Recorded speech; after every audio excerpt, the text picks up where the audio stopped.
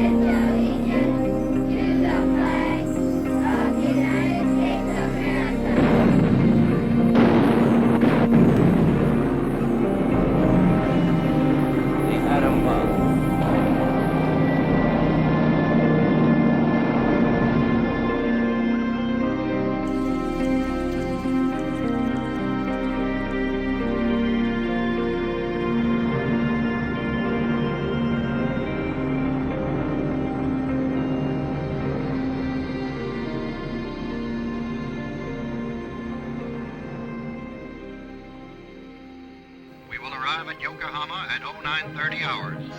We will arrive at Yokohama at 0930 hours. Debarkation priority will be in accordance with the debarkation schedule. General Douglas MacArthur arrived at Atsugi Naval Aerodrome near Yokohama on August 30th, 1945. As he emerged from his aircraft, he paused at the top of the steps, stuck one hand in his hip pockets, tightened his jaws around his corncob pipe, and surveyed the conquered lands.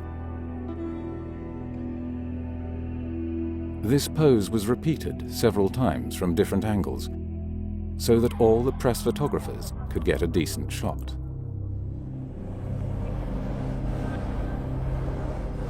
Democracy was to be instilled in the Japanese people, as though they had never heard of it. Are problems in the brain inside of the Japanese head. These brains, like our brains, can do good things or bad things, all depending on the kind of ideas that are put inside.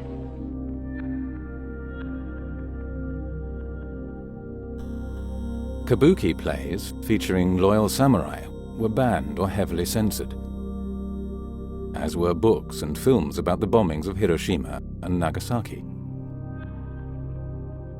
Satirical cartoons of MacArthur and mention of occupation censorship were strictly forbidden. The Commission finds you guilty as charged and sentences you to death by hanging. Yamashita himself thanked the Commission for the fairness of his trial. Prime Minister at the time of the war in the Pacific, General Tojo, remarked during his trial, "None of those Japanese would dare act against the Emperor's will." The cross-examination was immediately cut short, and a week later, Tojo dutifully stated that the Emperor had always loved and wanted peace. General Hideki Tojo, who assumed official responsibility for the conduct of the war and did everything possible to exonerate his emperor. MacArthur would later remark to the US Senate that in terms of modern civilization, the Japanese were like a 12-year-old boy.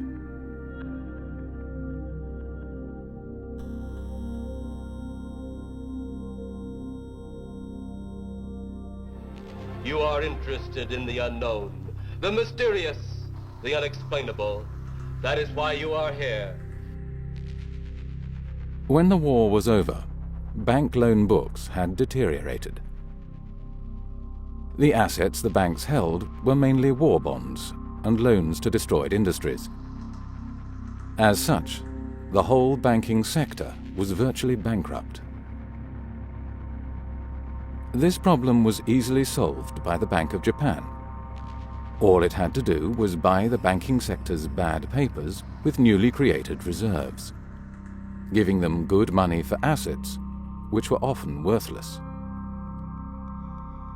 The first two post-war central bank governors were nominated by the US occupation. Eikichi Araki was appointed the first post-war governor of the Bank of Japan.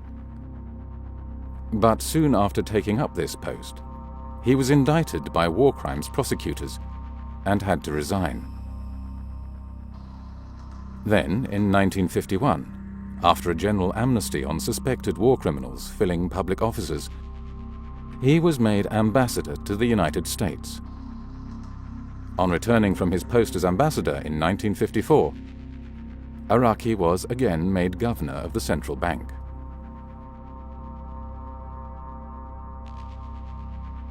After the 1951 amnesty for war criminals, much of the Japanese wartime bureaucracy was returned to their wartime positions.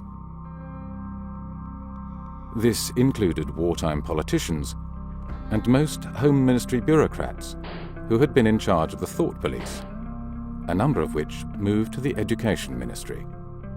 Japan is the key to the fate of the Far East. Once again, for the second time in the march of modern history, those words have urgent reality. In order to avert the kind of rural unrest that was helping the communists in China, the Americans initiated the redistribution of land from big landowners to their tenants. The capitalist elite in Japan, known as the Zaibatsu, were purged as supporters of a criminal war and prohibited from further business activity. Basically, the fascist policies of the 30s that the reform fascist bureaucrats could not implement during the war even. Yes. The US occupation managed to complete, like the land reform and right. These Zaibatsu policies. Yeah, it's a very funny encounter of Japanese wartime fascists and American New Dealers.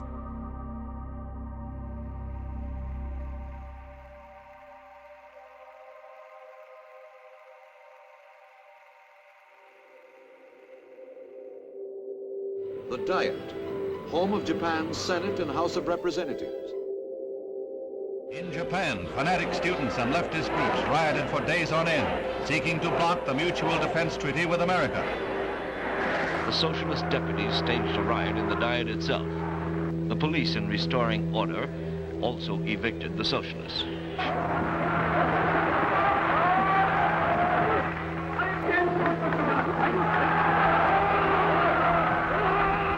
The speaker was carried to the platform and called to order the session that approved the treaty. In 1957, the former Class A war crime suspect, Kishi Nobusuke, became Prime Minister of Japan. He had been General Tojo's Minister of Commerce and Industry during the war, where his responsibilities had ranged from munitions to slave labor. While Hitler's wartime war economy minister yes. was in Berlin's Spandau prison, yes. Albert Speer, his Japanese wartime colleague was prime minister of the country. Yeah. Although Kishi became a defender of democracy after the war, before and during the war, he had described himself as a national socialist. With money from crime syndicates, industrial corporations and CIA slush funds, Kishi built the Liberal Democratic Party into a powerful political machine. In Japan, many of the most important post-war economic and political leaders came from an elite group of wartime bureaucrats, the very same people who had pushed Japan into the war. The Liberal Democratic Party stayed in power for almost 40 years.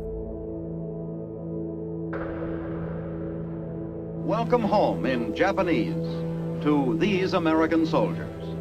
After a tour of duty in Korea, they are returning to their base in Japan, where once, a short time before, they were stationed as occupation troops. And how do they return? How are they received by the people whose land they occupy? Not as overlords, not as antagonists, not as men who are distrusted and feared and resented, but as friends.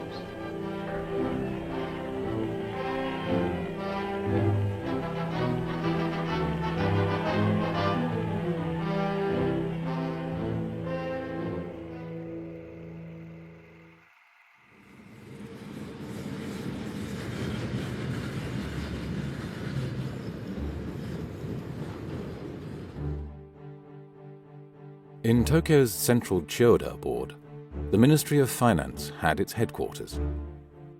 From here, the ministry controlled most aspects of economic life in Japan. The Ministry of Finance was the most powerful ministry, and the Bank of Japan had to report to the Ministry of Finance. Ministry of Finance officials elicited deep and hushed exclamations of awe and respect. And former ministry bureaucrats obtained influential posts as heads of private and public institutions. But in one area, the ministry did not have actual control, and that was the quantity of credit creation and its allocation, which was decided by the Japanese central bank, the Bank of Japan. They told the Ministry of Finance and the public and the journalists, we run monetary policy through interest rates. And they let the Ministry of Finance rein in their interest rate policies. But the rule was done through not interest rates, which is the price of money, it was done through the quantity of money.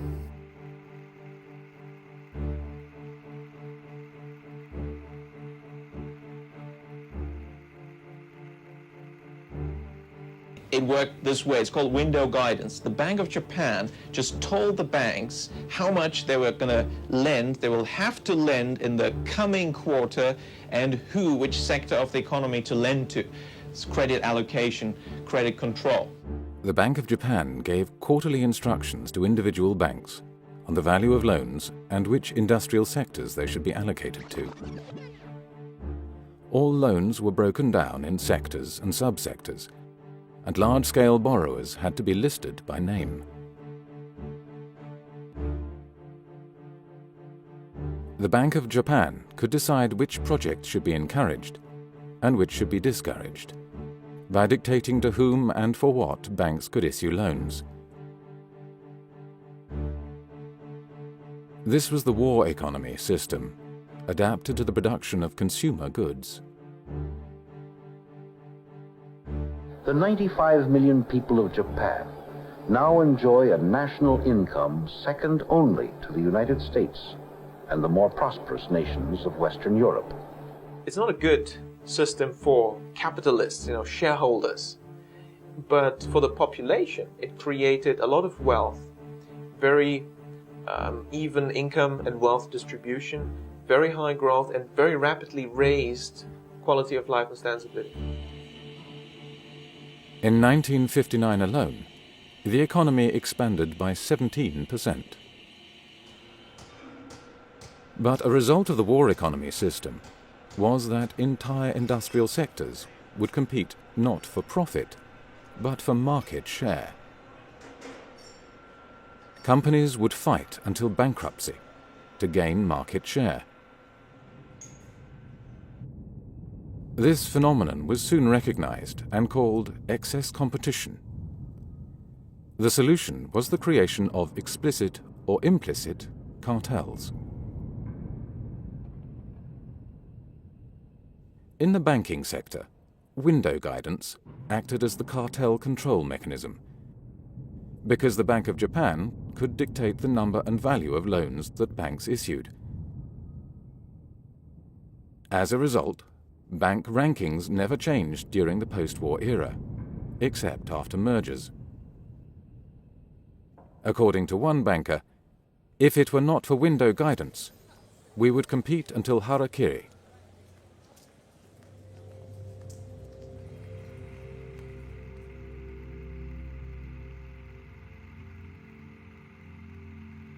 The U.S. current account deficit surges to its highest level in 9 years. The size of the increase took many economists by surprise.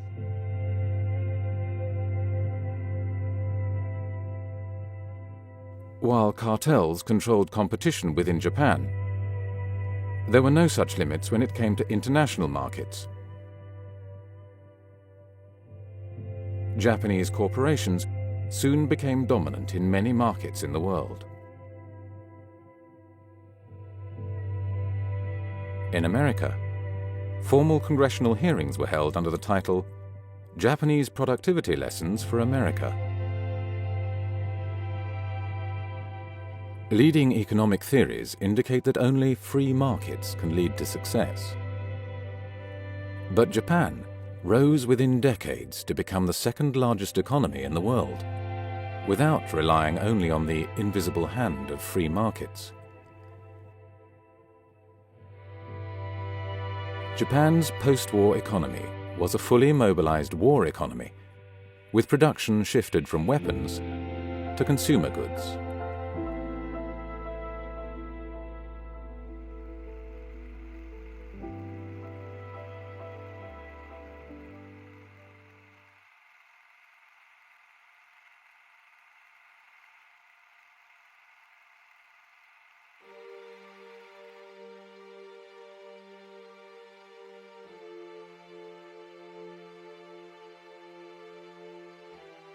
Since the Bank of Japan presented itself as a champion of free markets, window guidance was an embarrassment. Official publications either failed to mention it or downplayed its role by calling the credit controls voluntary. Whenever the Ministry of Finance would inquire about the Bank of Japan's credit creation and allocation policy, Bank of Japan staff would engage in complex discussions, full of technical jargon, to make the process appear impenetrable to non-experts.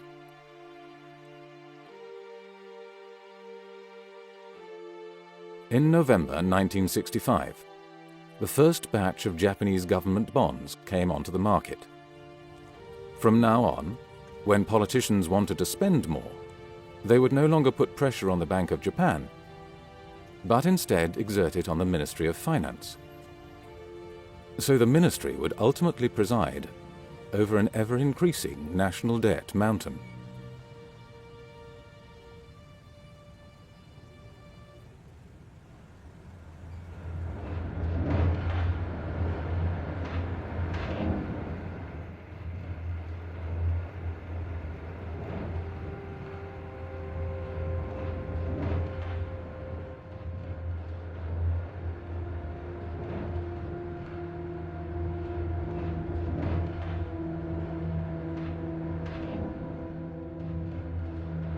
The 1980s was an era of financial deregulation in the industrialized world. Most industrialized countries lifted their restrictions on the movement of capital. In Japan, Tadashi Sasaki, a former governor of the Bank of Japan, called for a 5-year plan for the transformation and liberalization of the Japanese economy. Then, in 1986, the Advisory Group on Economic Restructuring, headed by the former Bank of Japan governor, Haruo Maekawa, proposed a 10-year economic reform plan designed to make the living standards of Japanese more comparable to those enjoyed in the West.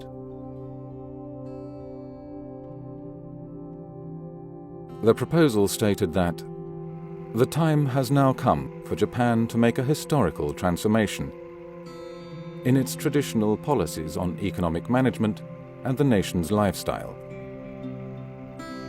There can be no further development for Japan without this transformation.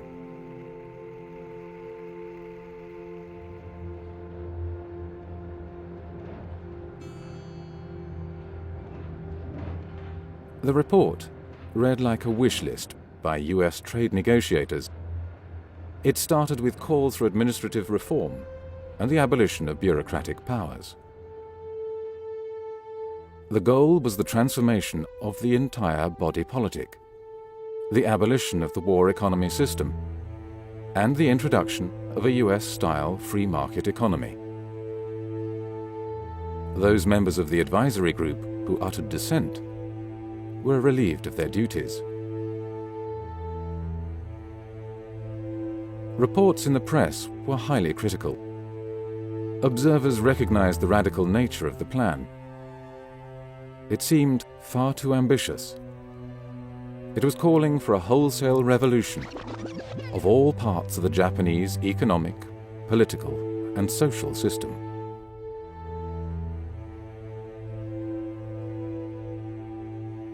Although the report was clear about what was wanted, it was embarrassingly silent about how these goals would be achieved. The only clue hidden in the report was, in the implementation of these recommendations, fiscal and monetary policy have a significant part to play. The Bank of Japan has always been on the record arguing that this typical Japanese system that we're so familiar with should be scrapped. It just should be entirely scrapped, and US-style capitalism should be introduced. Now, whether you agree with that or not is an entirely separate question, but the Bank of Japan certainly thinks it should be scrapped. And now the next question is, how do you do that? Well, the Ministry of Finance has been legally in control for most of the post-war era. We've got entrenched bureaucratic structures, politicians, and all these cartels and so on. That was the old system. Well, history teaches a system changes only fundamentally if there's a crisis. The Commission proposed that monetary policy should be used to promote a historic crisis, sufficiently large to overcome the vested interests of the Ministry of Finance, politicians, and corporate Japan. Every system has groups that benefit from it, and hence have no desire to change it. There is probably no country in the world that has changed its economic, social, and political system in a significant way without a crisis. It is the crisis that convinces citizens and interest groups of the need for change. Well, and how can you achieve this? Well, you need a crisis. And the best way to create it is to have a bubble, because that's how nobody stops you.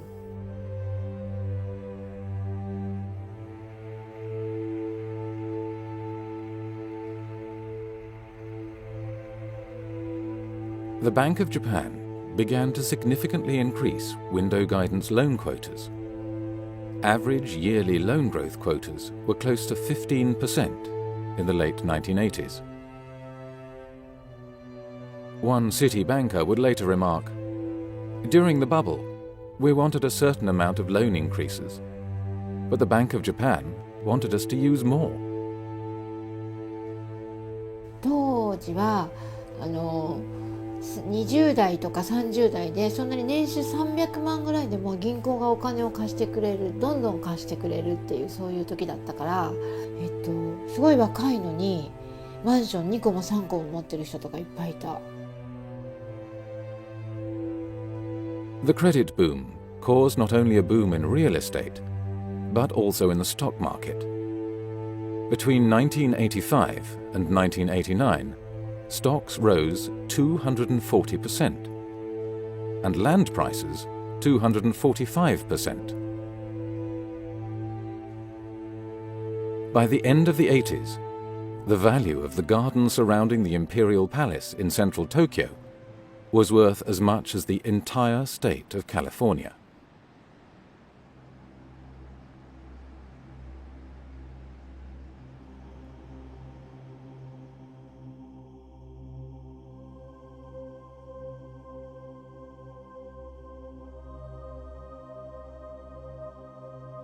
Although Japan is only 1/26th the size of the United States, its land was valued at 4 times that of the United States. The market value of a single one of Tokyo's 23 districts, the central Chiyoda ward, exceeded the value of the whole of Canada. Economists who are trained to believe in market outcomes tried to justify the high land prices. Some thought land scarcity was the reason. Shiny new corporate headquarters rose in Tokyo's posh business districts. The labor market boomed so much that there was a genuine fear of a serious labor shortage. Companies started to invite final-year university students on expensive trips to holiday resorts to entice them to sign up.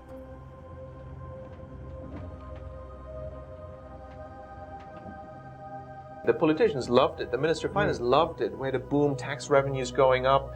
The companies loved it. Everything was wonderful in the bubble era. 毎日が本当にお祭りだった気がする。女子は飲みに行っても全部おごりだし、で帰りは必ずタクシー券をもらえたし、で電車で帰るなんて誰もしなかった。みんなが飲み会に行って、で上司からタクシー券をもらって帰るっていう。With asset and stock prices rising inexorably, even traditional manufacturers could not resist the temptation to try their hand at playing the markets. Soon they expanded their finance and treasury divisions to handle the speculation themselves. These company hedge funds, known as Zytec, used borrowed money to engage in property and share speculation. The frenzy reached such proportions that many leading manufacturers, such as the car maker Nissan, made more money through speculative investments than through manufacturing cars. Literally thousands of articles were written on the new Japanese miracle economy. A common explanation by economists was that high and rising productivity explained the impressive performance of Japan's economy.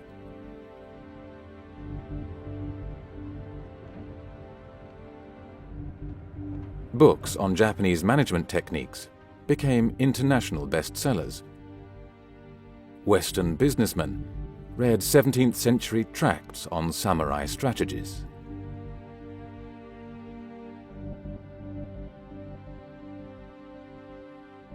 In reality, Japan's stellar performance in the 1980s had little to do with management techniques. Instead of being used to limit and direct credit, window guidance was used to create a giant bubble.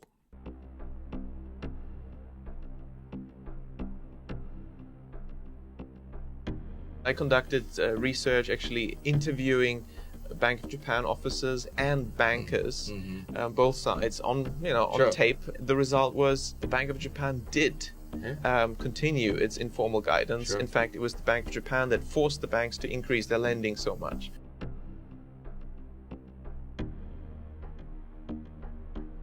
The Bank of Japan knew that the only way for banks to fulfill their loan quotas was for them to expand non-productive lending. In the words of one banker, if there is no demand for credit from low-risk borrowers, and we want to use up the quota, the risk gets worse. Another banker is quoted as saying that a side effect of the window guidance rule of loan increases was that the banks increased lending even when there was no loan demand.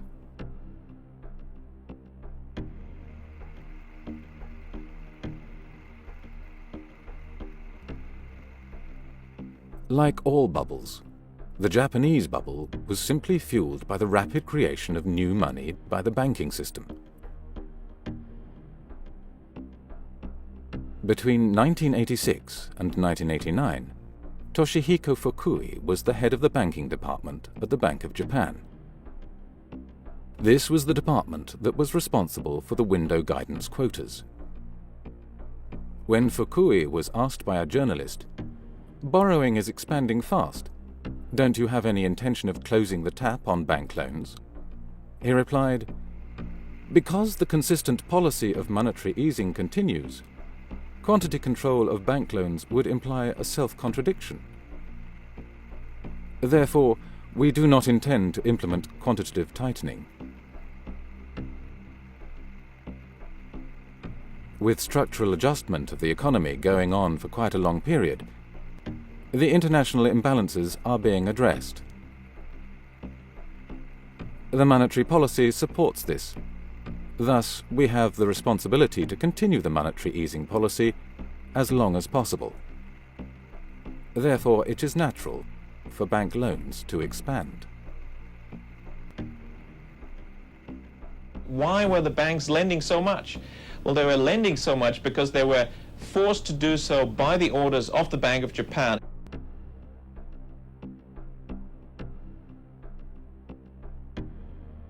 Normally, banks choose clients from among a large number of loan applicants. turning down a significant percentage. But from 1987 onwards, the tables had turned. It was the bankers who were aggressively pursuing potential customers. Anecdotes abound about how the banks were soliciting loans at bargain interest rates, pursuing clients like street peddlers. とにかく本当に銀行がすごくお金を借りてくださいっていう感じだったから、例えばその結婚するからマンションを買うで、その自分たちの予算組みをした時にそれのその1000万ぐらい上乗せして大丈夫って、それでも返せるから。Bankers made increasingly exaggerated assessments of land value, so that the actual ratio of land value to loan often jumped to 300% or more. To the public, this was a strange phenomenon.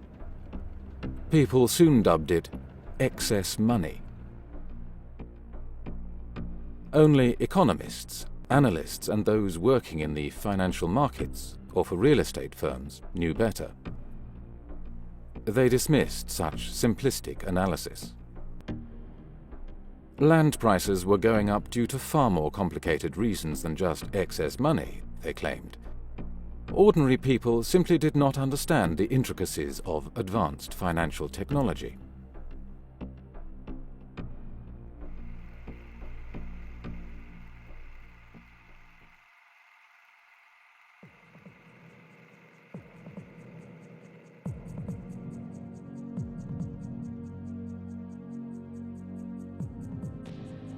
When a country creates too much money, some of that money spills out abroad in the form of investments. In the 1980s, Japanese capital flows multiplied from a net inflow of more than $2 billion in 1980 to an outflow of $132 billion in 1986. Assets, including art objects and other valuables all over the world, became targets for Japanese buyers. There were high-profile purchases, such as the Rockefeller Center, Columbia Pictures, and Pebble Beach Golf Course. Japanese money bought a staggering 75% of all United States Treasury bonds auctioned off in 1986. But it is not easy for a country to just print money and then go on a shopping spree around the world. Japan was able to do this because the markets did not devalue its currency. The value of individual currencies is set by currency dealers. If the traditional indicators that the currency dealers watch do not pick up the excess money creation in the country concerned, then creating large amounts of money and trying to exchange it for foreign currency can work.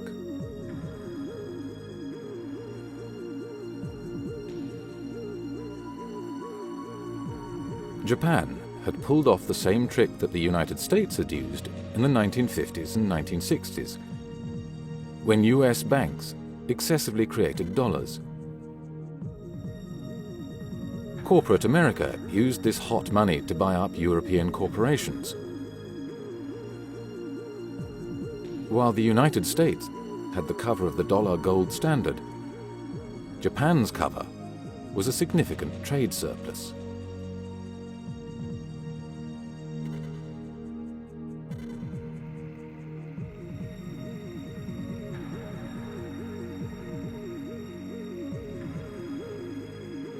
An early warning indicator of the build-up of systemic risk in the banking system is the ratio of loans for non-GDP based transactions to total loans.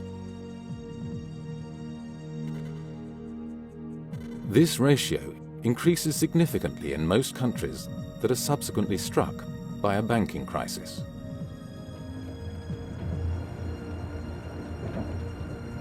It was this same process that fueled the mortgage lending and house price booms in the United States and the United Kingdom in the 1980s and the 2000s. The same process also created the Golden 20s, In the 1920s, United States banks lent with stocks as collateral. The principle remains the same. As each bank took the stock price as a given, it created new money. With more money in the stock market, stock prices had to rise. Each bank thought it was safe accepting a certain percentage of the value of the stock as collateral. But the actions of all banks together drove up the overall market. In Japan, total private sector land wealth rose from 14.2 trillion yen in 1969 to 2,000 trillion yen in 1989.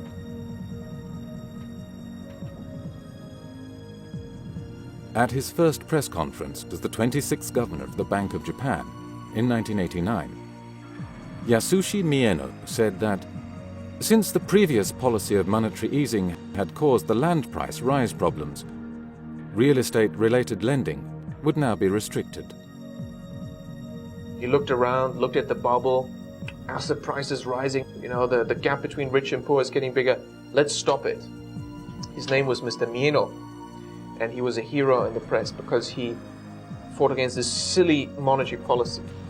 Well, the fact was, he was deputy governor during the bubble era, and he was in charge of creating the bubble.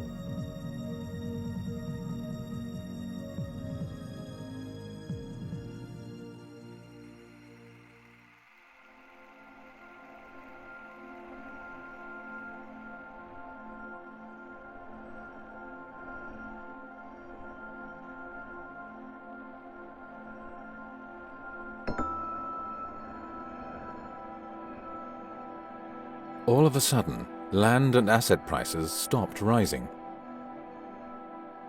In 1990 alone, the stock market dropped by 32%. Then, in July 1991, window guidance was abolished. This took the window guidance officers at the Bank of Japan themselves by surprise. Bankers were left almost helpless. They complained that they did not know how to make their lending plans anymore. In the past, when a certain branch had said they would like to lend more, they would respond that the window guidance quota had been used up. Now they couldn't do that anymore. As banks began to realize that the majority of the 99 trillion yen in bubble loans were likely to turn sour, they became so fearful that they not only stopped lending to speculators, but also restricted loans to everyone else. Well, it's a bleak Christmas ahead for Japan. The stock market on Monday sinking to its lowest close in over 2 years. Last week's collapse of one of Japan's biggest food traders was the 9th time this year that a listed company went under. More than 5 million Japanese lost their jobs and did not find employment elsewhere.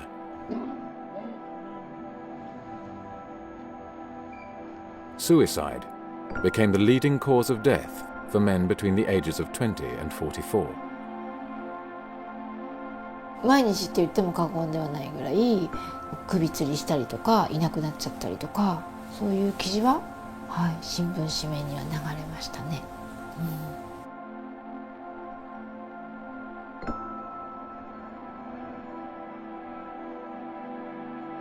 Between 1990 and 2003, 212,000 companies went bankrupt.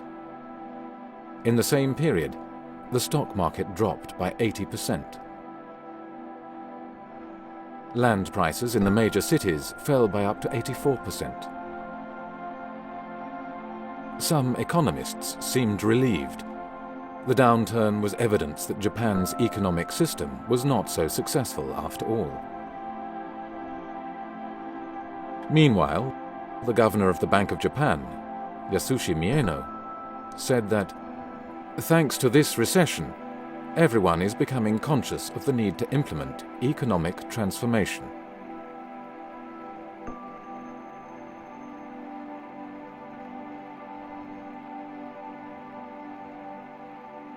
The Ministry of Finance, believing that interest rates were the main policy tool, put pressure on the Bank of Japan to lower interest rates, until the official rate reached 0.1%. Most economists predicted an economic recovery.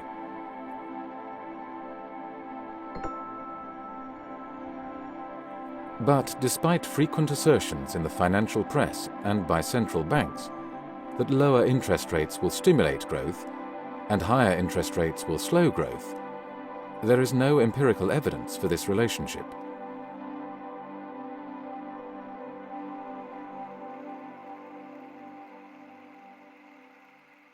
Japanese and American businessmen are meeting here with a plea from Japan's companies for a lower yen.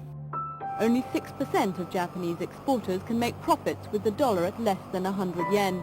On average, they need the American currency to rise above 117 yen to break even.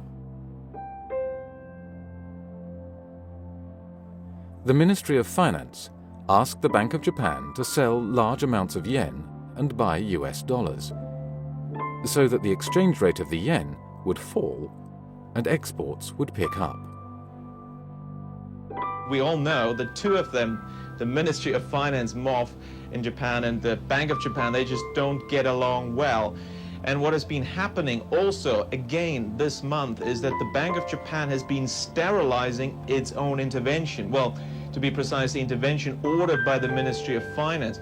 The Ministry of Finance tells the Bank of Japan to go out and buy, well, we had a figure roughly 20 billion worth of US treasuries, but the Bank of Japan is sterilizing this, which means it is basically taking the money from the economy to fund this purchase. Most researchers agree sterilized forex intervention doesn't work.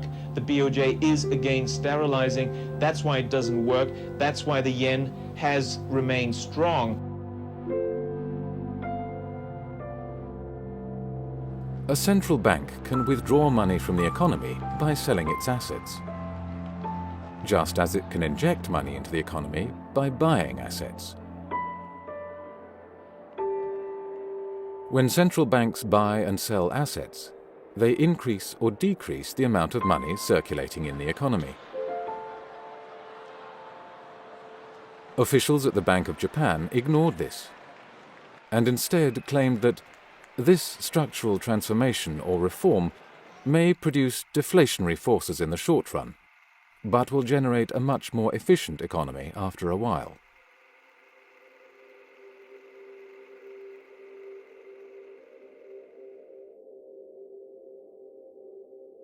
Independent observers suggested that domestic demand had to be boosted by government spending, and then loan demand would also rise.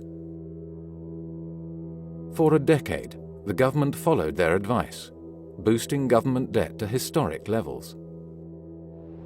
Between 1992 and 2002, 10 stimulation packages worth 146 trillion yen were issued.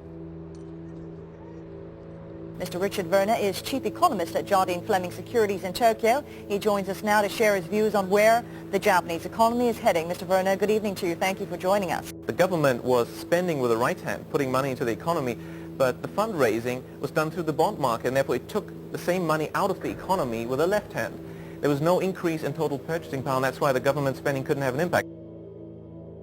By 2011, Japan's government debt would reach 230% of GDP, the highest in the world.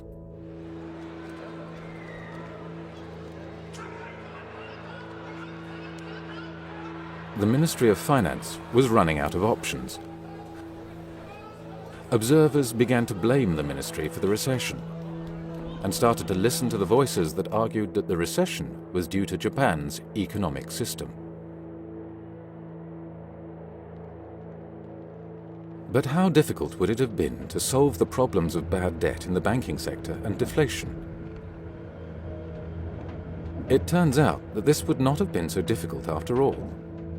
The financial system always looks like catch-22. There's no loan growth, so there's no economic growth, so there's no loan growth, so there's no economic growth. Well, there is one thing that can break through this circular argument. That's the central bank. The job of the central bank in this situation is to print money.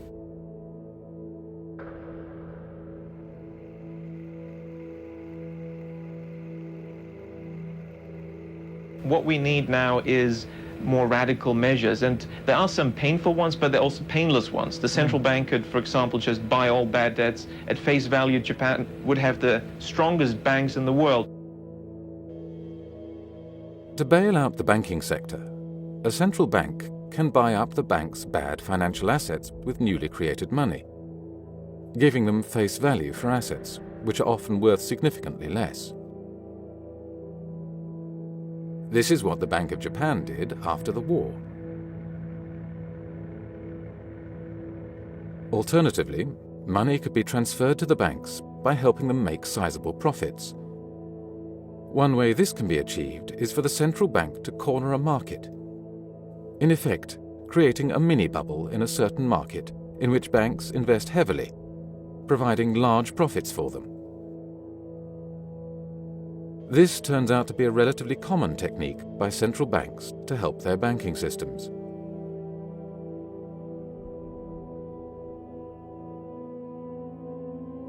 Other proposals include measures to introduce zero-risk borrowers to banks, or introducing accounting changes that help their balance sheets.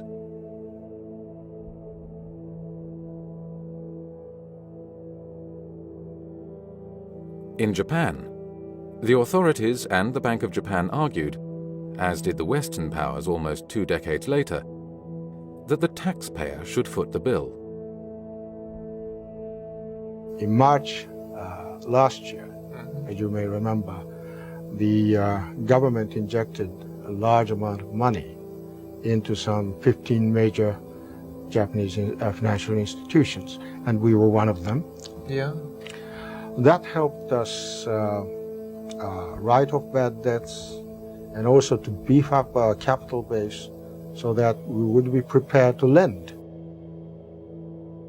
Tax money has been used to recapitalize banks. However, there is no evidence that taxpayers have been responsible for the bank's problems. Therefore, such policies have likely created a moral hazard.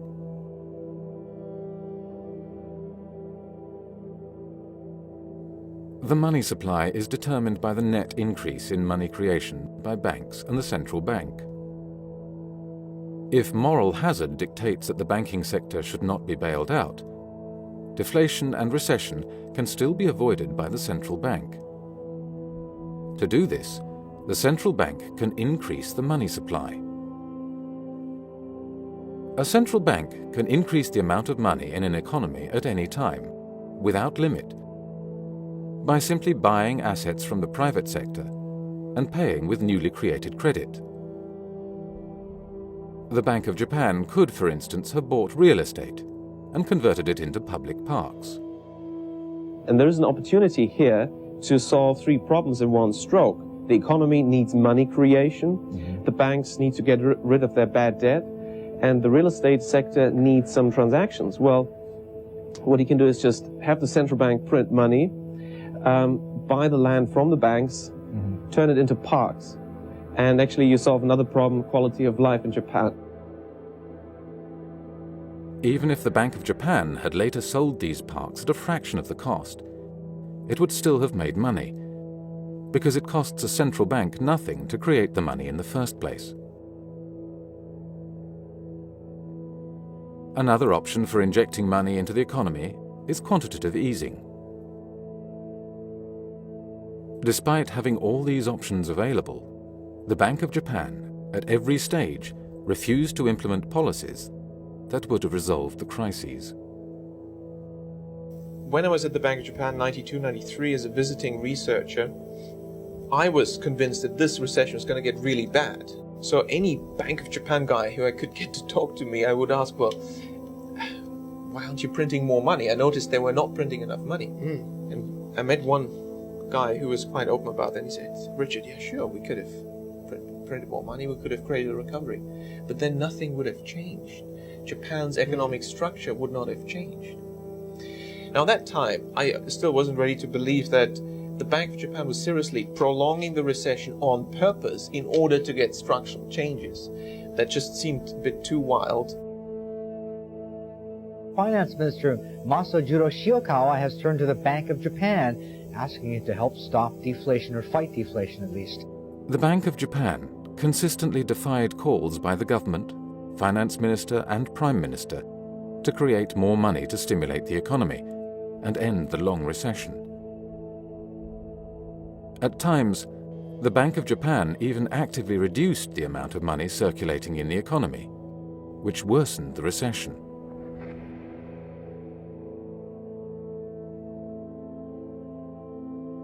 The Bank of Japan's arguments always came to the same conclusion, namely that the blame lay with Japan's economic structure.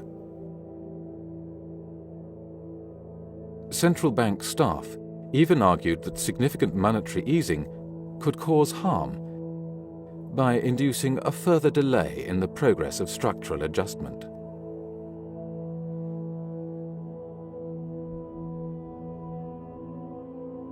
The early post-war Japanese leaders knew that they were running a war economy, but they chose not to talk for political reasons. The Cold War propaganda message was that post-war Japan had adopted a US-style political and economic system. Unwilling to tell the truth, the early post-war leaders took their intimate knowledge about the origins of Japan's miracle economy with them to their grave. A generation of bureaucrats and politicians reigned in the 1980s and 1990s who did not understand the true character and purpose of their own country's economy. A whole generation of Japan's economists had been sent to the United States to receive PhDs and MBAs in US-style economics. Since neoclassical economics assumes that there is only one type of economic system, namely unmitigated free markets, where shareholders and central bankers rule supreme, many Japanese economists quickly came to regurgitate the arguments of US economists.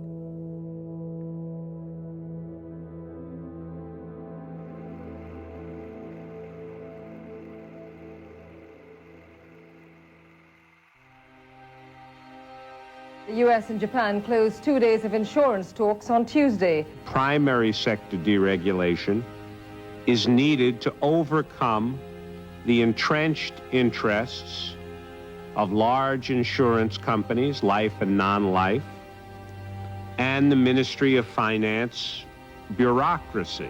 They need to reach an agreement before December the 15th. After that date, the US has threatened to impose trade sanctions. Well, key move analysts are expecting the securitization of real estate. Well, will the package be enough? Well, for more, we are talking to Richard Werner. To have meaningful securitization, we need deregulation, and that's already the answer to your question. To get deregulation, you have to reduce the power of the Ministry of Finance, and obviously the Ministry was resisting that. In the 1980s, persons who could introduce themselves with a business card from the renowned Finance Ministry elicited deep and hushed exclamations of awe and respect. But by the mid-1990s, attitudes had changed. There now seemed little doubt to most observers that the Ministry of Finance had caused the recession. Frequent demonstrations were held outside the ministry's doors by citizens disgusted by the bureaucrats' actions. In early 1998, public prosecutors for the first time raided the most powerful of Japan's ministries. Both banks and their regulators were heavily criticized for their actions. Scandals highlighted some of the informal links that existed between Ministry of Finance officials and bankers. Many bank staff and even some ministry officials were arrested and imprisoned, and several committed suicide.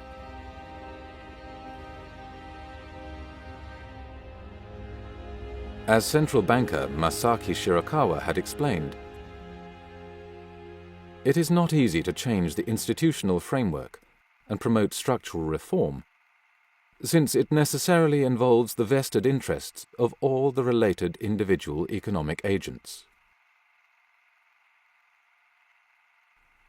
While Yutaka Yamaguchi, a deputy governor of the Bank of Japan, had said that The Bank of Japan had faced the big dilemma that monetary easing would produce the mitigation of immediate risks, which in turn would result in a delaying of adopting ultimate solutions.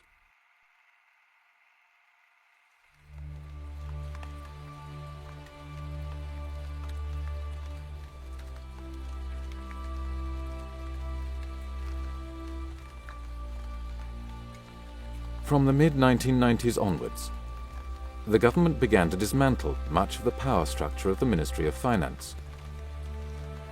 The Bank of Japan, on the other hand, saw its influence grow significantly. You have written just recently, there's no doubt in your mind, the central bank, the Bank of Japan, will be cut loose from the Ministry of Finance and become pretty much independent, putting it on a footing with other central banks. Briefly, why are you so sure? Basically, the Ministry of Finance, which had been controlling, legally at least, the Bank of Japan, I mean that's what the law says, has lost all credibility. The Ministry of Finance is being blamed for the creation of the bubble, for the long recession, and for many other problems we had recently in Japan. Whereas the Bank of Japan has been out of the spotlight of public criticism, and it's using that now to say, well, the MOF has been bad, we need independence now. Richard, thanks very much. I have been speaking to Richard Werner, Chief Economist at Jardine Fleming Securities in Tokyo. Soon after his retirement from the position of Governor of the Bank of Japan in 1994, Mieno embarked on a campaign, giving speeches to various associations and interest groups.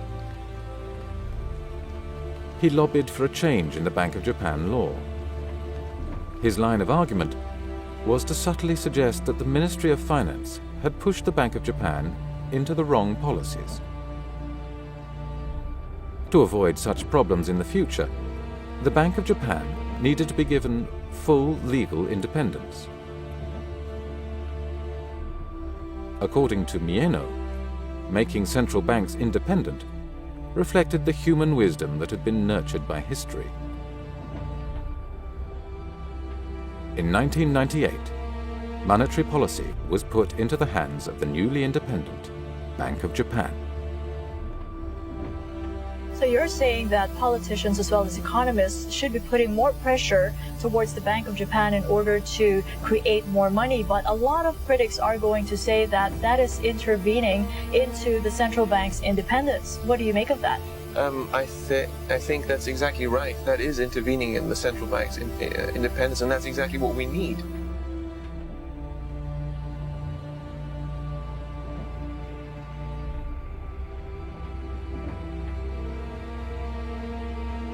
The numerous scandals that followed the bursting of the bubble also brought down the 1955 system of one-party rule by the Liberal Democratic Party.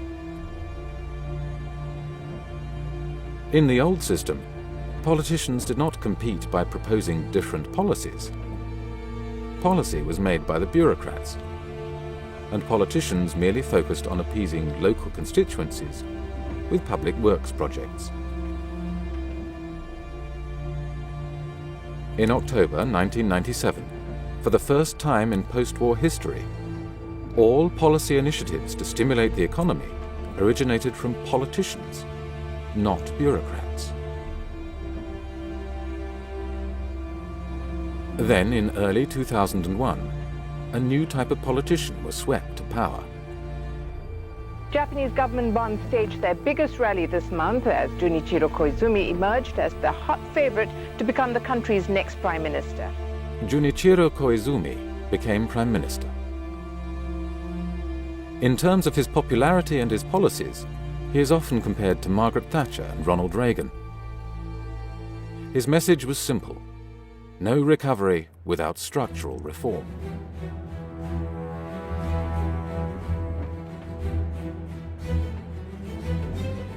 At the Geneva summit in July 2001, he said, "Some say recovery comes first, without reforms.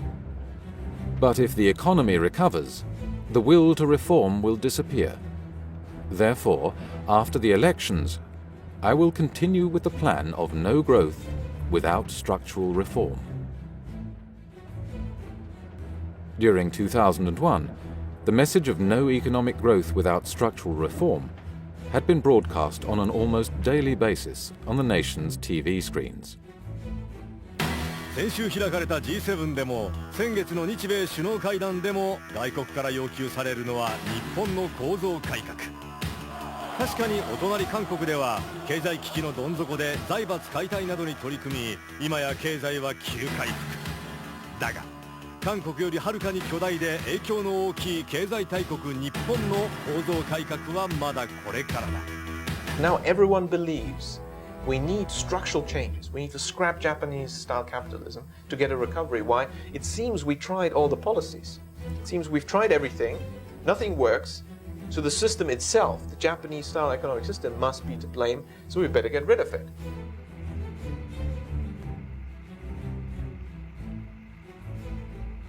Japan was shifting its economic system to a US-style market economy.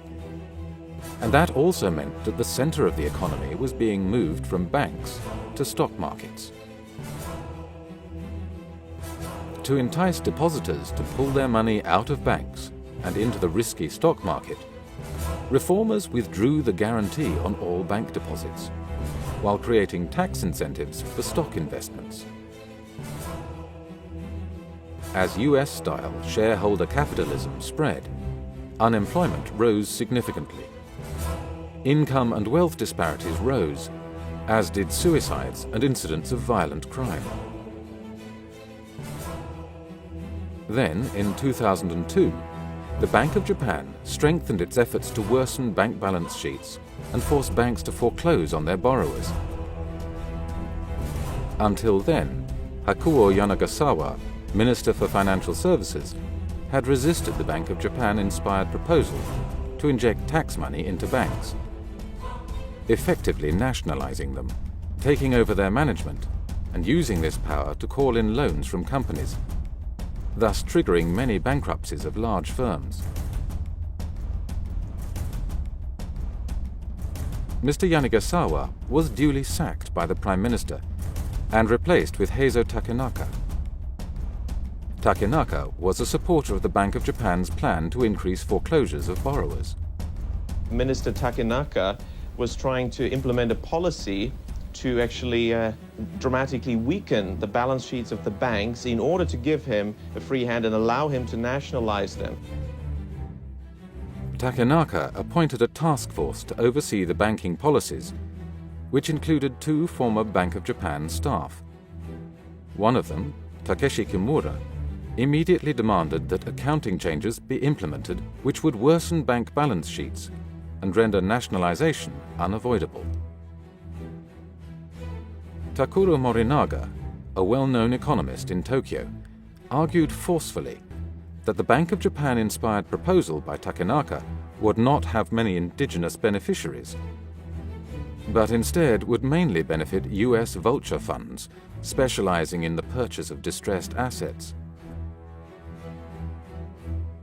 These vulture funds had faced the difficulty that despite over 200,000 bankruptcies, few firms sufficiently large for the vulture funds to be interested were bankrupted.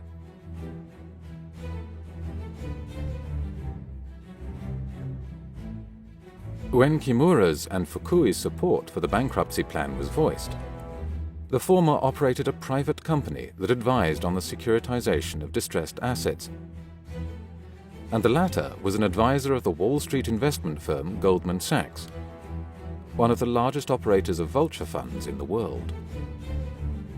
Mr. Fukui, also his mentor, Mr. Mieno, and his mentor, Mr. Maekawa, and you've guessed it, these are some of the princes of the yen that the book is all about.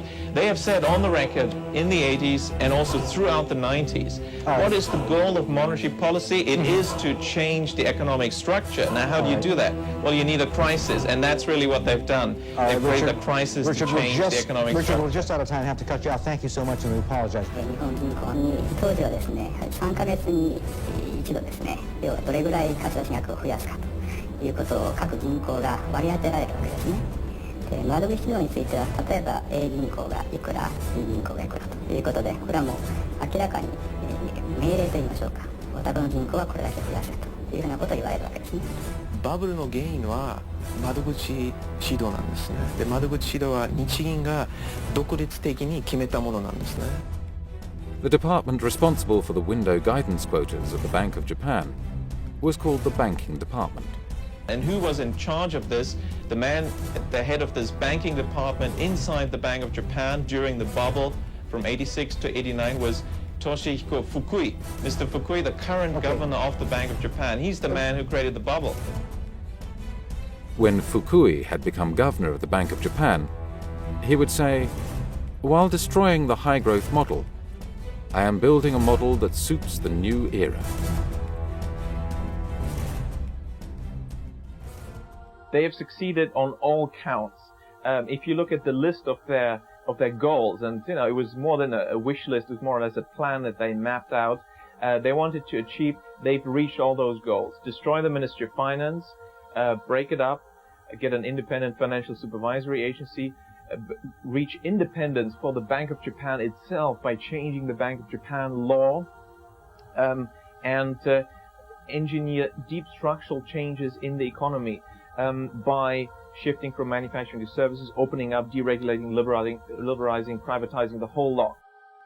In the 1920s, Japan's economy in many ways resembled today's US economy. With fierce competition, aggressive hiring and firing, takeover battles between large corporations, few bureaucratic controls, strong shareholders that demanded high dividends, and corporate funding from the markets, not banks. Yet throughout the post-war era, Japan's economy had been the opposite. Highly regulated, with cartels limiting competition, bank financing and cross-shareholdings reducing shareholder power, no takeovers, and a frozen labour market with lifetime employment and seniority pay.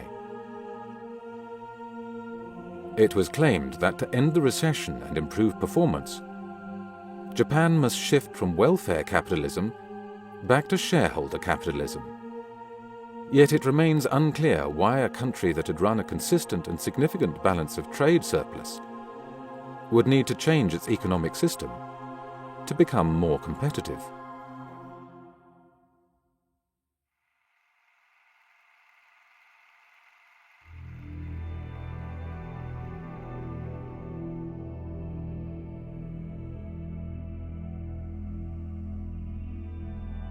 Japan was not the only high-performance economy in Asia that in the 1990s found itself in the deepest recession since the Great Depression.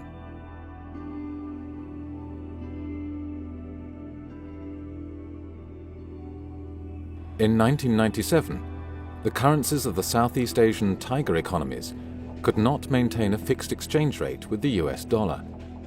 They collapsed by between 60 and 80% within a year. The causes for this crash went as far back as 1993. In that year, the Asian tiger economies, South Korea, Thailand and Indonesia, implemented a policy of aggressive deregulation of the capital account and the establishment of international banking facilities, which enabled the corporate and banking sectors to borrow liberally from abroad.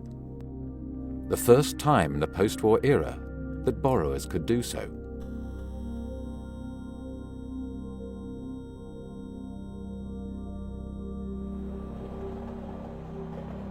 In reality, there was no need for the Asian tiger economies to borrow money from abroad. All the money necessary for domestic investment could be created at home. Indeed, the pressure to liberalize capital flows came from outside. Since the early 1990s, the IMF, the World Trade Organization, and the US Treasury had been lobbying these countries to allow domestic firms to borrow from abroad.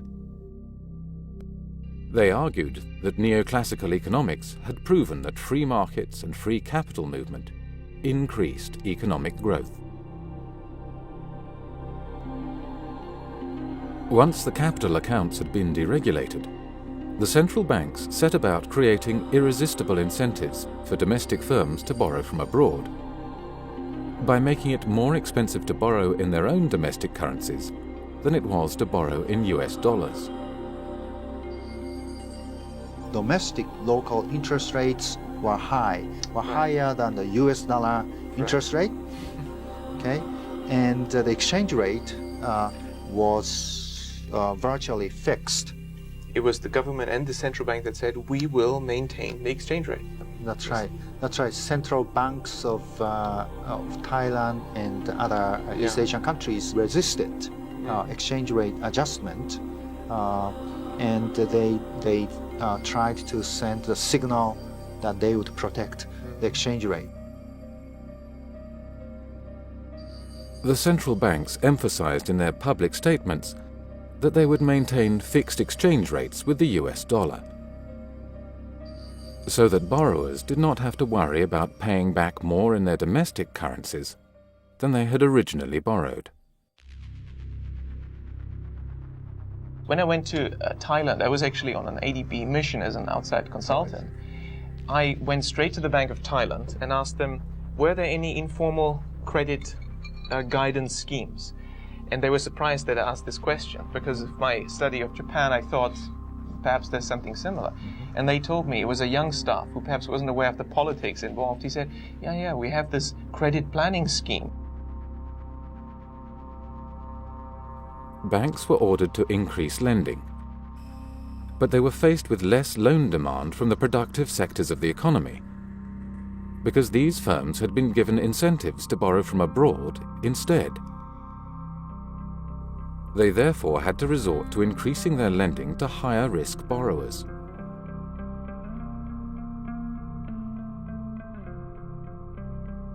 Imports began to shrink, because the central banks had agreed to peg their currencies to the US dollar. The economies became less competitive, but their current account balance was maintained due to the foreign-issued loans, which count as exports in the balance of payment statistics.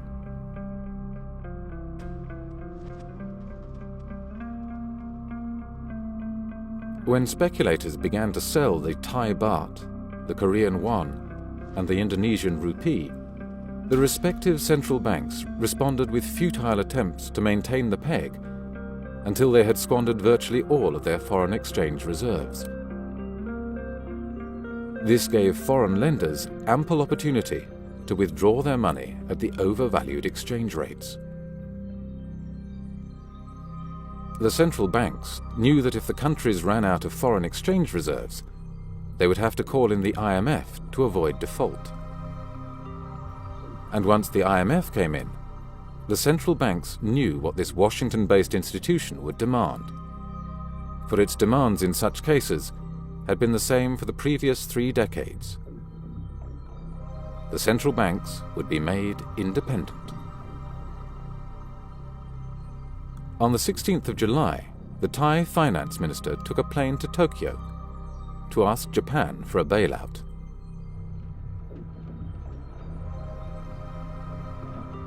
At the time, Japan had $213 billion in foreign exchange reserves, more than the total resources of the IMF. They were willing to help, but Washington stopped Japan's initiative. Any solution to the emerging Asian crisis had to come from Washington via the IMF.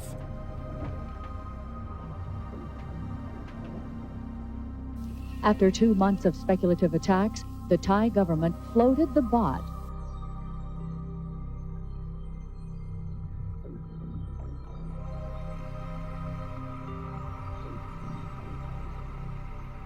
Well, the International Monetary Fund to date has promised almost $120 billion to the embattled economies of Thailand, Indonesia, and South Korea. Immediately after arrival in the crisis-stricken countries, the IMF teams set up offices inside the central banks, from where they dictated what amounted to terms of surrender. The IMF demanded a string of policies, including curbs on central bank and bank credit creation, major legal changes, and sharp rises in interest rates. As interest rates rose, high-risk borrowers began to default on their loans. Burdened with large amounts of bad debts, the banking systems of Thailand, Korea, and Indonesia were virtually bankrupt.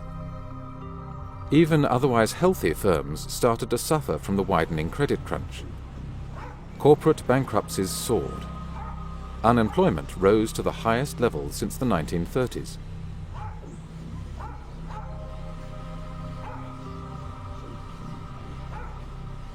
The role of the fund in coming to the rescue of ailing nations has been fiercely debated. Some have even accused the IMF of actually making Asia's economic crisis worse. Even if they have to subvert our economy, they will do so just to prove that they are right. The IMF has not been very helpful. The IMF knew well what the consequences of its policies would be. In the Korean case, they even had detailed but undisclosed studies prepared that had calculated just how many Korean companies would go bankrupt if interest rates were to rise by 5 percentage points. The IMF's first agreement with Korea demanded a rise of exactly 5 percentage points in interest rates. The IMF policies are clearly not aimed at creating economic recoveries in the Asian countries. They pursue quite a different agenda, and that is to change the economic, social, and political systems in those countries. In fact, the IMF deals prevent the countries concerned, like Korea, Thailand, to reflate.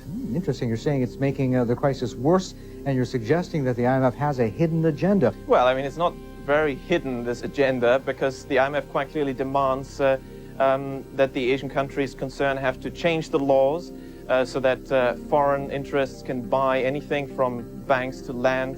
And in fact, the banking systems can only be recapitalized, according to the IMF deals, by using foreign money, which is not necessary at all, because as long as these countries have central banks, they could just print money and recapitalize the banking systems. You don't need foreign money for that. So the agenda is clearly to crack open Asia for foreign interests. The IMF demanded that troubled banks would not be bailed out, but instead closed down and sold off cheaply as distressed assets, often to large US investment banks. One positive coming out of Thailand is that they'll be auctioning off some major assets from 56 finance companies. In your view, should some of the owners from the 56 finance companies be allowed to buy back their assets? In most cases, the IMF dictated letters of intent explicitly stated that the banks had to be sold to foreign investors. And let me emphasize in that respect that these reform programs are the key, the absolute key, to restoring financial stability. For the first time ever, South Korea closed 5 banks in a major step toward meeting its IMF mandate. The number of commercial banks has declined, has been reduced as a result of closure, mergers, and acquisitions, and the foreign strategic investors are now in, which is a remarkable change.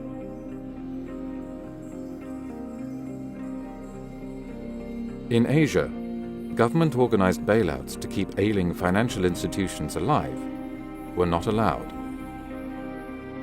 But when a similar crisis struck back home in America a year later, the very same institutions reacted differently.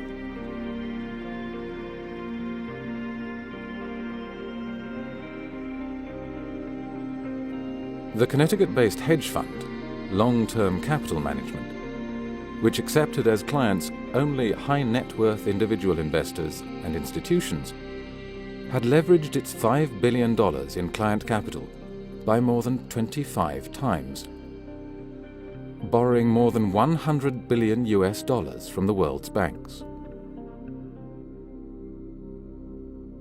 When its losses threatened to undermine the banks that had lent to it, with the possibility of a systemic banking crisis that would endanger the US financial system and economy, the Federal Reserve organized a cartel-like bailout by leaning on Wall Street and international banks to contribute funds so that it could avoid default. Yeah, I mean, you're right. The views from Washington and New York seemed certainly quite flexible, because soon after they told all the Asian countries no bailouts for financial institutions, when then long-term capital management, a hedge fund in New York, almost went bust, suddenly a bailout was organized, just contradicting what they'd said to the Asian countries. But they say that there are no public money used for LTCM. But the meeting was held famously inside the Federal Reserve, right? Why would the United States make demands on foreign nations in the name of the free market when it has no intention of enforcing the same rules within its own borders? The examples of the Japanese and Asian crises illustrate how crises can be engineered to facilitate the redistribution of economic ownership and to implement legal, structural, and political change. Today, similar events are at work in the Eurozone area.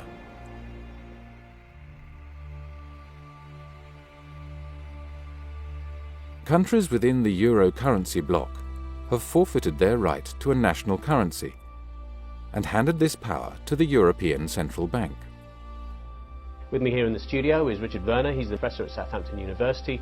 Richard was an advisor to the Bank of Japan and the Ministry of Finance at the end of the bubble era in the 1990s. What's your advice to the ECB? They meet tomorrow. What would you be telling them? Well, again, I mean, they have to focus on the quantity of credit creation more than interest rates. The ECB has a lot to learn from its past mistakes, because basically I think it didn't really watch carefully enough credit creation, where in Spain, Ireland, we had a massive credit expansion under the watch of the ECB.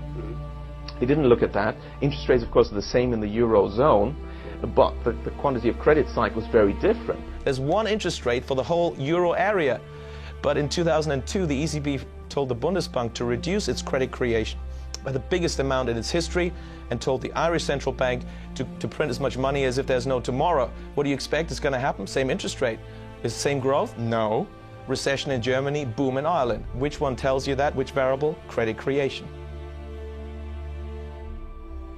From 2004, under the ECB's watch, bank credit growth in Ireland, Greece, Portugal and Spain increased by over 20% per annum, and property prices skyrocketed. When bank credit fell, property prices collapsed, developers went bankrupt, and the banking systems of Ireland, Portugal, Spain and Greece became insolvent. The ECB could have prevented these bubbles, just as it could have ended the ensuing banking and economic crises, but it refused to do so until major political concessions had been made, such as the transfer of fiscal and budgeting powers from each sovereign state to the European Union.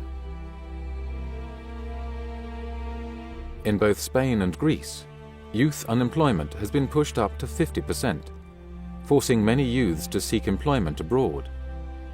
Greek doctors, for whose education Greek taxpayers have paid, now work in Germany. The deliberations of the ECB's decision-making bodies are secret. The mere attempt at influencing the ECB, for instance through democratic debate and discussion, is forbidden according to the Maastricht Treaty. The ECB is an international organization that is above and outside the laws and jurisdictions of any individual nation. Its senior staff carry diplomatic passports, and the files and documents inside the European Central Bank cannot be searched or impounded by any police force or public prosecutor. The ECB is well known among economists as one of the world's most powerful and least transparent central banks. Yet its former president, Jean-Claude Trichet, dealt with this problem by merely asserting that there was no problem. The ECB is one of the most transparent central banks in the world and has helped define the state-of-the-art of central banking in this domain, he claimed. gentleman over there. Yes, please. My name is Richard Werner. I'm an economist. My question is for Monsieur Trichet, who's also been for years member of the Governing Council of the ECB. The question is, where in the Maastricht Treaty or ECB statutes does it say that it's the job of the ECB to back structural reform or any other political agenda? I said very, very clearly, and we have all said very, very clearly, that we had no responsibility in this domain. We have a voice, and we say in this domain and in some others what we think. And perhaps if we can help in explaining from our side to the general people that they would be better off, perhaps it would help Europe embarking in this implementation of structural reforms, which is so important, and there is a consensus on that. The diagnosis, again, is a very, very, very large consensus on this point.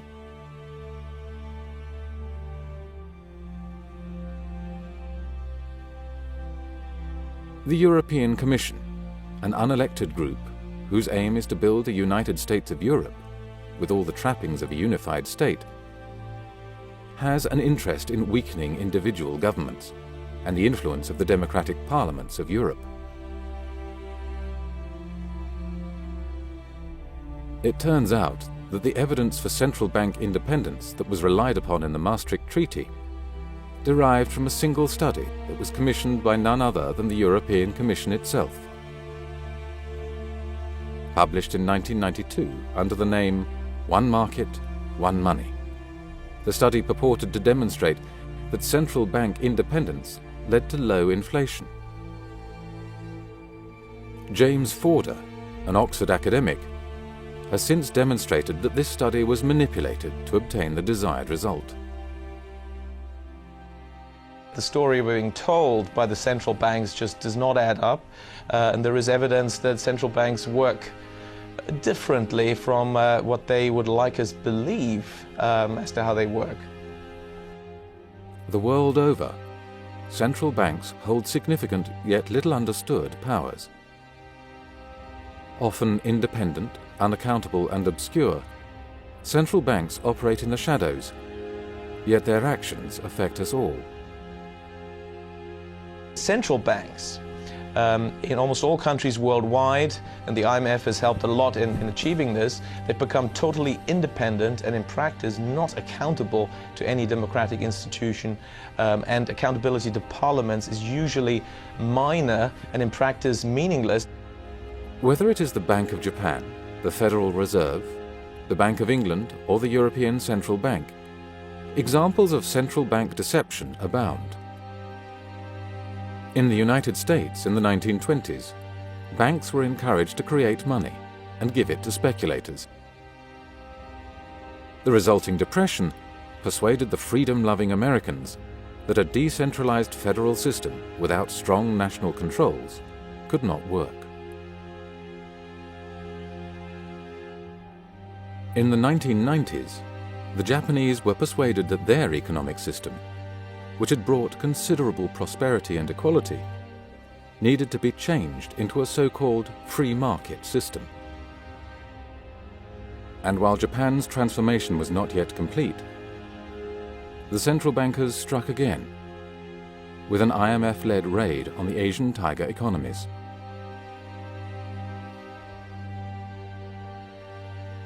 The present European debt crisis is yet another example of central bank deception.